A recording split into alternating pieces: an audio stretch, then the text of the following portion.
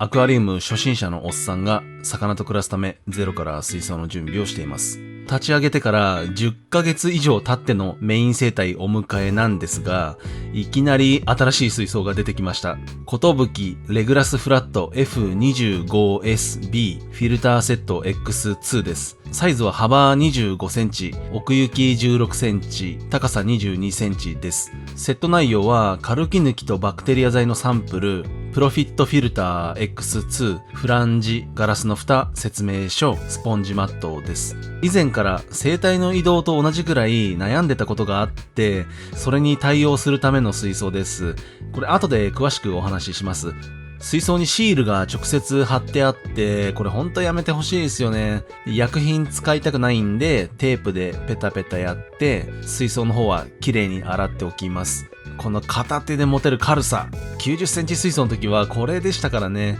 洗い終わった水槽は、これシール一つ見逃してました。あんまりベタベタ貼ってほしくないんですけどね、これ。で、水槽は漏れがないかのテストも兼ねて、先に飼育水を入れておきます。移動しやすいように水量は少なめにしておきました。こんなもんですね。外掛けフィルターのセッティングもしちゃいましょう。セットに入ってたのは先ほど紹介した通り、プロフィットフィルター X2 です。中身は説明書、ストレーナーとパイプとストレーナースポンジ、モーター、アラメスポンジマット、活性炭入りウールマット、そして本体です。このフィルターは露材を入れるところが取り外せるようになってて、その底面からモーターの水が出てくるようになってます。そしてこのフィルターはモーターを水中に入れる方式です。早速全部組んじゃいましょう。モーター、ストレーナー周り、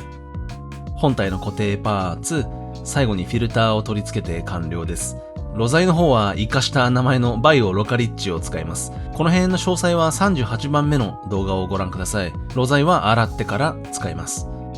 そしてここに ADA アクアグラベルを入れます。避難用水槽と同じくバイコムバフィーを使って水を回します。この辺は38番目の動画と同じなんで、よかったら見てみてください。で、この映像、僕の動画を見てくれてる人だったらなんか見覚えありますよね。そうなんです。実はこれ、避難用水槽と一緒に立ち上げてるんです。あの動画で最後の方で疲れちゃったってナレーション入れてましたが、その理由はこれで、今やってる方は機材セットして飼育水とアクアグラベル入れるだけなんで、手間は少ないんですが、映像を取り分けるのにすごい時間かかっちゃって、こっちの水槽ずらして、またカメラこっち持ってきて、また水槽戻してみたいなことやるんですよね。かなりきつかったです。じゃあなんでこんなことしてんのかっていうと、タイトルとサムネでスネークヘッドを入れることはもう分かってると思いますが、その前提で僕はすでに色々考えてたわけです。で、水槽が安定し始めた時に2つの問題が浮かんできました。で、1つ目の問題は、今いるカージナルテトラとミナミヌマエビをどうすんだよっていうことです。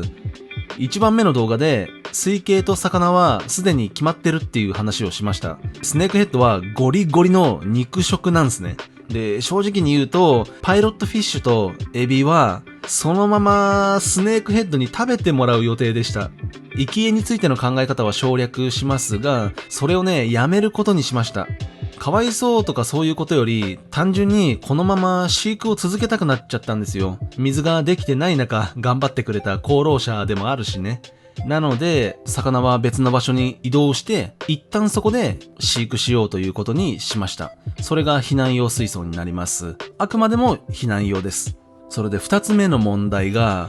絶対にこいつがいいっていうスネークヘッドに突然出会っちゃったらどうしようっていうことです。水槽が中途半端な状態だったら諦められるんですけど、受け入れできるのに段取りのせいで買えなかったらもう絶対後悔するに決まってますよね。で、魚は大きいと個性も目立つようになってくるんで、同じ魚には二度と出会えないと思ってました。何も考えないで持ち帰ってきちゃったら、カージナルテトラとミナミヌマエビにとって一瞬でこの水槽が修羅の国になっちゃうわけですよね。なので、まずは避難用水槽とスネークヘッドの仮住まいを先に用意しておいて、突然の出会いに備えておきたかったっていうのが2つの水槽を用意した目的になります。もうこの頃には毎日スネークヘッドの販売情報を追ってましたが、この水槽を準備してから約20日後に、ちょっと帰り道に寄ってみようかなって入った浅草のアクアフィールドっていう店で、ついに一目惚れしたスネークヘッドと出会うことになります。それがこちらのアイスファイヤースネークヘッドです。ちょっと映像では分かりにくいんで、この辺説明は後にして、いくつかスネークヘッドを狙ってました。で、こいつはその場で買ってきてしまうほど、サイズといい、色といい、僕はもうグッと来ちゃって、いろいろ準備もしてあるし、もう買っちゃおうってことで、この子に決めました。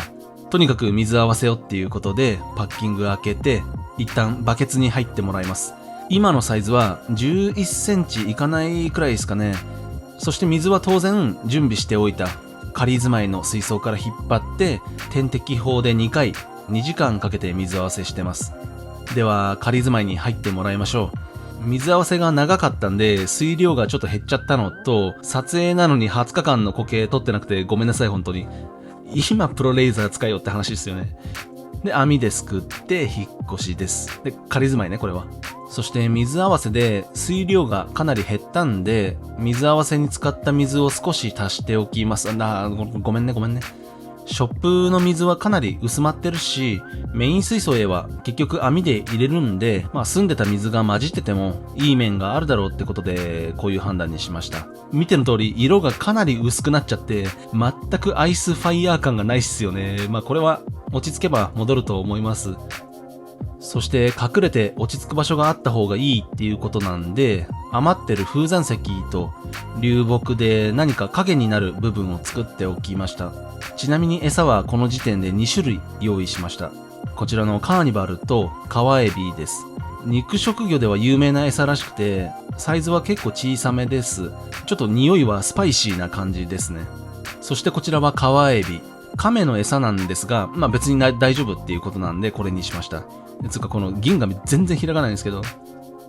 なんか南沼エビ増えて嬉しいとかって言いながら、この大量の乾燥エビ買うのも何とも言えない気分なんですけど、こういう側面も仕方ないですよね。匂いは普通にエビせんです。で、このスネークヘッドはショップですでに人工餌に慣らしてあったんで、まずはその方法と同じやり方で飼育することにしました。で、これ撮影した後に移動するんで水は少なめですが、これはメイン水槽の横に置いておきます。うちの水とか環境に慣れて落ち着いてもらえたらいいなーって感じですね。で、また話がそれて申し訳ないんですが、避難用水槽の動画の最後でフィルターが急に変わってたと思います。それが今回の寿のフィルターです。つまりメイン水槽の生態を移動してた時はすでにうちにスネークヘッドがいたことになります。だけどこのプロフィットフィルター X2、モーターが水中にあるのになんかねうるさいんですよ。蓋がどうとかじゃなくて、なんかねってわずかな音がね結構耳につく感じで、特にデスクの上にあったんでものすごい気になるんですよね。そういうの PF204 の方はモーターが外にあるのに全然うるさくないんですよ。単純にモーターのパワーが違うとかそういうこともあるんだと思いますが、いつも座ってる位置でこういう音って結構鬱陶しいんでフィルターを入れ替えたっていう流れです。そしてカージナルテトラと南沼エビの移動が終わって、その時に結構水槽内をいじくっちゃったんで、環境が落ち着くまで数日間待ってから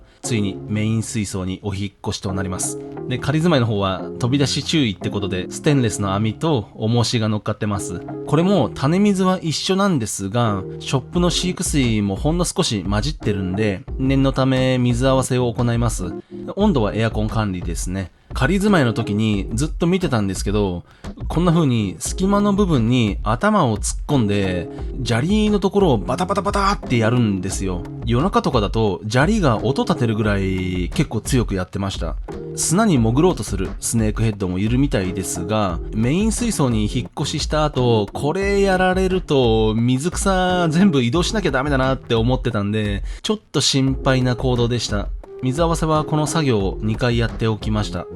では新しい家に行ってもらいましょう。飛び出さないように網も蓋しながら、ちょっとバシャってなったけど、